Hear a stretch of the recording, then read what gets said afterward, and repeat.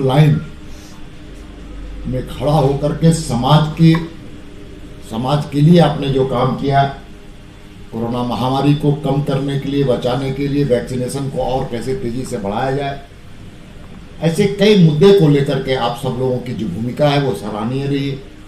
इसलिए लोकतंत्र के चौथे स्तंभ को मैं अपनी ओर से, पार्टी की ओर से आपका अभिनंदन करना चाहता हूँ। मित्रों, पूरे प्रदेश में पार्टी के दृष्टिकोण से 27 जिले हैं और सभी 27 जिलों में मेरा प्रवास, 2 दिवसीय प्रवास मेरा चल रहा है। उसी सिलसिले में उत्तरी छोटानागपुर का प्रवास है। मैं हजारीबाग, कोडरमा, गिरिडीह और अब धनबाद ग्रामीण, जो पार्टी के दृष्टिकोण से एक जिला है, यहां पर मैं पहुंचा। पूरे प्रदेश में घूमने के बाद मैं कह सकता हूं कि पार्टी के कार्यकर्ता एक सशक्त भूमिका निभाते हुए विपक्ष की जो भूमिका होती है, उसकी सकारात्मक भूमिका जो होती है, आंदोलनात्मक भूमिका होती है, उसमें लगातार पार्टी काम कर रही है। उसके पहले सब मैं यहाँ आपके माध्यम से नरेंद्र मोदी जी को भी बधाई देना चाहता हूँ, उनका अभिनंदन करना चाहता हूँ। किसानों की आय को दुगने करने के लिए हम सबको जानते हैं कि खाद की सबसे बड़ी भूमिका होती है यूरिया। सिंदरी खाद कारखाना, जो भारतीय जनसंघ के संस्थापक डॉक्टर श्यामा प्रसाद मुखर्जी जब उद्योग मंत्री थे, उन्होंने स्थापना की, लेकिन कालांतर में कांग्रेस की सरकार की नीतिगत और नियत और नेतृत्व तीनों के कारण सिंदरी खाद कारखाना की स्थिति जर्जर हो गई और अंतिम में वो बंद होने का काम किया। ये मोदी जी का दूरदृष्टि और किसानों के आय को दुगना करने के लिए यूरिया का एक बहुत बड़ा योगदान होता है। इसलिए भारतीय जनता पार्टी की सरकार, केंद्र की सरकार, नरेंद्र मोदी जी की सरकार ने फिर से उसको पुनर्जीवित करने का काम किया है। 6,000 करोड़ लगभग उसमें पूंजी निवेश किए जाएंगे और हर हिंदुस्तान उर्वरक रसायन लिमिटेड के माध्यम से किए जाएंगे। और केवल पूंजी निवेश नहीं होगा, यहाँ के स्थानीय लोगों का रोजगार का सृजन होगा, प्रत्यक्ष और अप्रत्यक्ष रूप से। साथ में भारत में सभी स्थानों पर जब यहाँ से खाद जाएगा, किसानों के आय को दुगना करने के लिए, किसानों को उत्पादन को बढ़ाने के लिए, तो झारखंड का भी नाम रोशन होगा कि यह खाद झारखंड से आया है और वो सिंदरी से आया। इसलिए यहाँ के शान शौकत को बढ़ाने के लिए, यहाँ के जो भारत के किसानों के आय को दुगना करने के लिए, रोजगार के सृजन के लिए और पूंजी जब यहाँ पर निवेश होगा तो उसका लाभ यहाँ के लोगों को मिलेगा। हम कह सकते हैं कि आर्थिक अर्थव्यवस्था भी यहाँ पर कुछ अच्छा और बेहतर इस जिले में होगा। इसलिए मैं आप नरेंद्र मोदी जी को बधाई देना चाहता हूं, प्रधानमंत्री जी को बधाई देना चाहता हूं, पूरे झारखंड की जनता उनको अभिनंदन कर रही है। बेहतर करने के लिए कई एयरपोर्ट की स्थापना हुई, देवघर में स्थापना हुई और बहुत जल्द उसको खुलने भी जा रहा है। बोकारो जो है धनबाद के नजदीक का जिला है, बोकारो में भी उड़ान के, लेकिन राज्य की सरकार की नीयत ठीक नहीं तो हजारीबाग में भी ये राज्य की सरकार को पहल करने की चीज थी कि भूमि अधिग्रहण अब तक नहीं हुआ। कहे उड़ान योजना के तहत एयर कनेक्टिविटी के लिए, इसलिए राज्य की सरकार उदासीन सरकार। हम सब जानते हैं कि झारखंड के परिप्रेक्ष्य में झारखंड की स्थिति बहुत भयावह है और हम कह सकते हैं कि झारखंड जंगल राज की ओर बढ़ रहा है। यहां पर विकास के नाम पर कोई अचीवमेंट्स नहीं है, कोई अचीवमेंट्स नहीं है। एक भी उपलब्धि ये सरकार के समाज के सामने नहीं है। मैं चुनौती देना चाहता हूं राज्य सरकार के जो सत्तारूढ़ दल के मुख्यमंत्री जी को और उनके मंत्रियों को, एक उपलब्धि 21 महीने 22 महीने की सरकार है, लगभग 2 साल की सरकार, एक भी उपलब्धि वो जनता को बताने का काम करे। उपलब्धि तो छोड़ दीजिए, पिछले सरकार जो कमल फूल की सरकार थी, रघुवर दास के नेतृत्व वाली सरकार थी, भाजपा की सरकार थी, उस सरकार ने महिलाओं के सशक्तिकरण के लिए कई योजनाओं को लाने का काम किया। 1 रुपए में 50 लाख के रजिस्ट्री होते, उसको बंद करने का काम किया। किसानों को केंद्र सरकार के द्वारा किसान सम्मान निधि योजना के तहत जो पैसे मिलते थे उसमें राज्य की सरकार अतिरिक्त देती थी, उसको भी बंद करने का काम किया। केंद्र सरकार की कई योजनाएं थी, उसको भी ठप करने का काम किया। और मैं इतना ही कहना चाहता हूं संक्षेप में कि विकास इनकी प्राथमिकता नहीं है।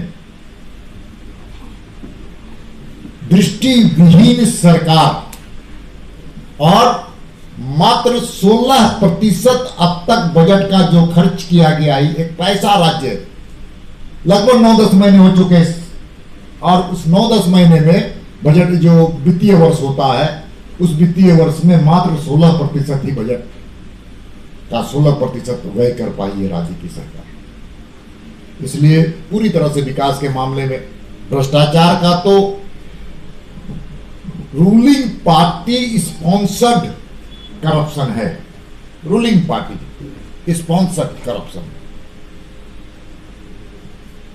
ट्रांसफर पोस्टिंग उद्योग है, खनिज संपदा की तस्करी में स्टेट स्पॉन्सर्ड सपोर्ट है,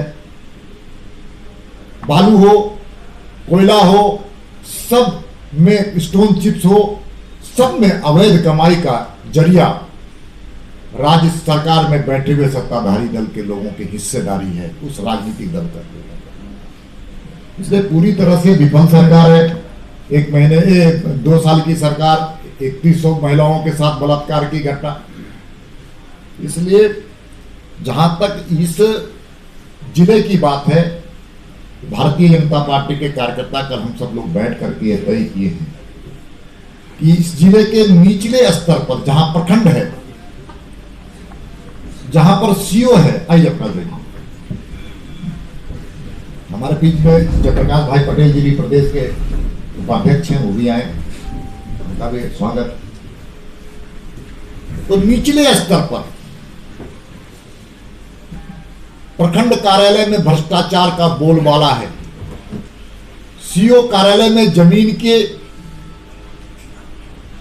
कारोबारी को राज्य सरकार के सत्ताधारी दलों के द्वारा अवैध ढंग से समर्थन दिया जाता है, जिसके चलते जमीनों में हेराफेरी की संख्या बढ़ी।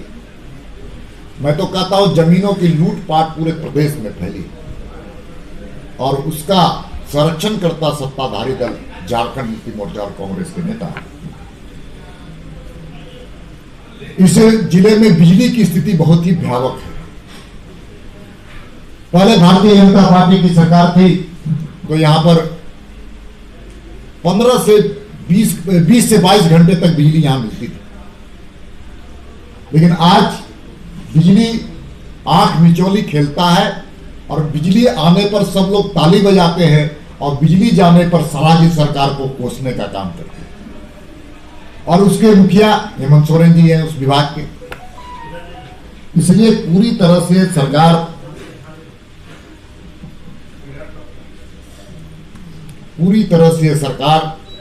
विफल सरकार है और इस सरकार के खिलाफ हम सब लोगों ने तय किया है कि चाहे वृद्धावस्था का पेंशन का सवाल है जहां पर भ्रष्टाचार है, प्रधानमंत्री आवास योजना के तहत जो भ्रष्टाचार है, चाहे राशन कार्ड के सवाल पर जो जनता को तबाही और परेशानी का सामना करना पड़ता है उसका सवाल है, छोटे छोटे मुद्दे को लेकर के भारतीय जनता पार्टी मुखर ही नहीं होगी, बल्कि आंदोलन करने में हिचकेगी नहीं। इसलिए पूरी तरह से सरकार हर मोर्चे पर विफल सरकार, तुष्टीकरण की राजनीति करने वाली सरकार,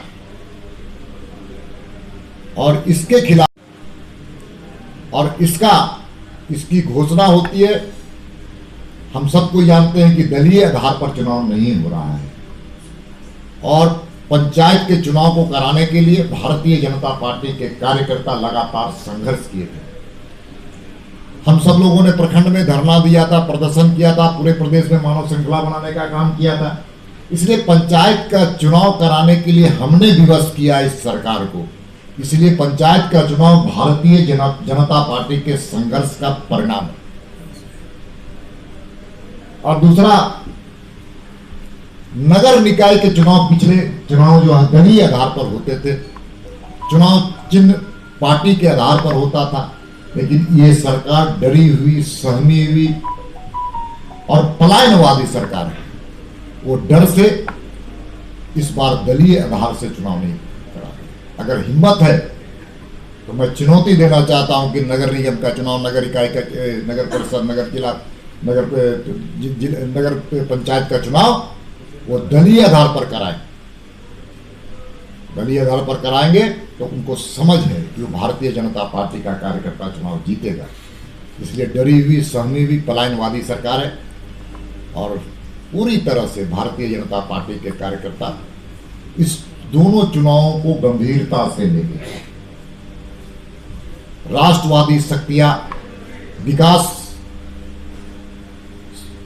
के प्रति समर्पित कार्यकर्ता, समाज के प्रति समर्पण होकर के काम करने वाला कार्यकर्ता चुनाव जीते, इसके लिए भी हम समाज को आग्रह करेंगे, निवेदन करेंगे, और आगे बढ़कर के इस राज्य के विकास करने में हम संकल्प लिए हैं। क्योंकि ये राज्य भारतीय जनता पार्टी ने बनाया है, इसलिए विकास भी भारतीय जनता पार्टी की इस सरकार करेगी। हमारी तरफ से इतनी बात थी। आपके मन में कोई प्रश्न है तो पूछ सकते हैं। पेट्रोल डीजल की बढ़ती महंगाई को लेकर क्या कुछ? ये अच्छा प्रश्न आपने पूछा है। ये स्वाभाविक है, पूरी दुनिया में आर्थिक अर्थव्यवस्था महामारी के कारण चरमराई है, एक।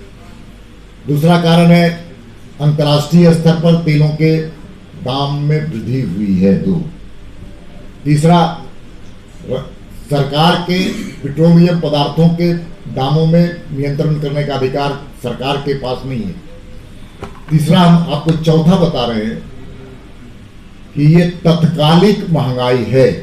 महामारी के कारण आर्थिक अर्थव्यवस्था को ठीक करने के लिए पेट्रोलियम से आय लेकर के लोक कल्याणकारी कार्यक्रमों में, महामारी के कामों में लगाने के लिए धन की जरूरत पड़ेगी। इसलिए इस प्रकार की तत्कालिक महंगाई है। एक मिनट। दूसरी बात, जो पेट्रोलियम की बात आपने कहा क्या कि महंगे, तो मैं राज्य सरकार में सत्ताधारी दल के लोग जो विधवा विलाप कर रहे हैं महंगाई और पेट्रोलियम पदार्थों पर, अगर उनमें थोड़ा भी नैतिकता है तो राज्य सरकार जो टैक्स लेती है उस टैक्स को कम कर दे, तो स्वाभाविक रूप से पेट्रोलियम और डीजल के दाम कम हो जाएंगे। केंद्र और राज्य सरकार की लड़ाई में किस को जनता रही है ना, जनता महंगाई से कोई लड़ाई नहीं है, संघीय ढांचा है, और भारतीय जनता पार्टी के केंद्र की सरकार कोई सौतेलापूर्ण व्यवहार नहीं करता। सवाल है कि सहयोग लेने का और उसको जमीन पर उतारने का भी संकल्प होना चाहिए। इस मुख्यमंत्री जी पर, इस सरकार के पास संकल्प शक्ति का अभाव है। मैं उदाहरण देना चाहता हूं, गडकरी जी की मीटिंग थी, उसमें माननीय मुख्यमंत्री जी भी थे, हम सब लोग सांसद के रूप में भी थे उस बैठक में, और उन्होंने कहा था कि जितनी योजना आप भेजिए, पैसे की चिंता मत कीजिए, लेकिन राज्य की सरकार एक भी सड़क की योजना भेजने में अभी तक सफल नहीं हुई। सर सुनिए, अभी बगल में NH2 जो है वो पानागढ़ से बरवाडा तक 6 लेनिंग का कार्य चल रहा है, और पिछले 2 साल से, लगभग 3 साल से वहाँ पर कार्य बंद पड़ा हुआ है, और इस पे सबसे अधिक सड़क दुर्घटनाएं अभी इस रोड में हो रही है। और इस मामले में गडकरी जी क्यों सोए हुए हैं? गडकरी जी नहीं सोए हुए, सोए हुए यहाँ की सरकार। गडकरी जी के काम से राष्ट्रीय स्तर में अंतर्राष्ट्रीय स्तर पर ख्याति